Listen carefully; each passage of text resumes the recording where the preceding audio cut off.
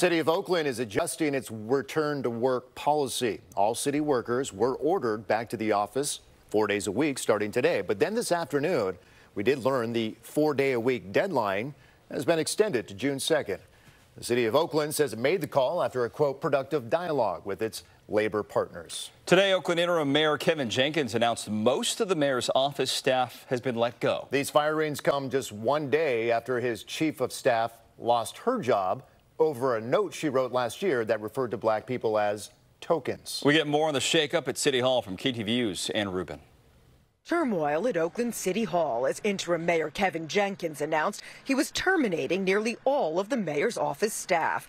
In a statement, he said, quote, "It has always been our intention to allow the next mayor to choose their own staff." Interim Mayor Jenkins has decided to clear out the office of Shangtao administrators and really recast and reset and make the mayor's office renewed.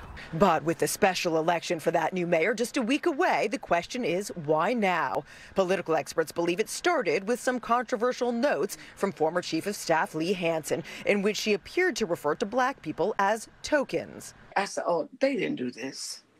This is not real. This is not true, because Oakland is not like that. But yes, Oakland is like that. And it came out. It came out, and it still hurts. The NAACP held a news conference today to denounce the idea they were being used as political pawns. But Hansen released a statement saying she was referring to one particular person in her notes and said, quote, "I regret that my shorthand note-taking has been taken out of context." Well, the initial firing needed to happen, and what it looks like now is that created a domino effect to get rid of everybody else that was part of the Tao administration.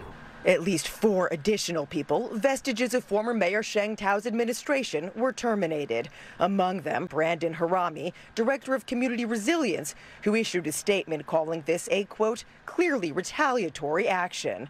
But political analysts say this could be viewed instead as a clean break, a way to keep drama away from whoever takes over next. And my guess is also that the incoming mayor, whoever that may be, would very much like not to have to deal with this situation in the first few days of taking over the office.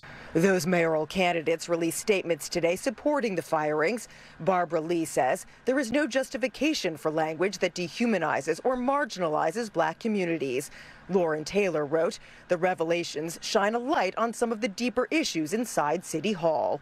Experts say even for a government in transition, this is uncharted territory. It is the case that those folks who work in the mayor's personal office will likely not be retained by the new administration. But we are now a week from an election that is going to determine who the next administration will be.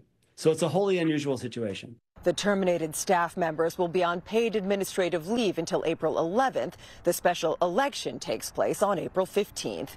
In Oakland, Ann Rubin, KTVU Fox 2 News.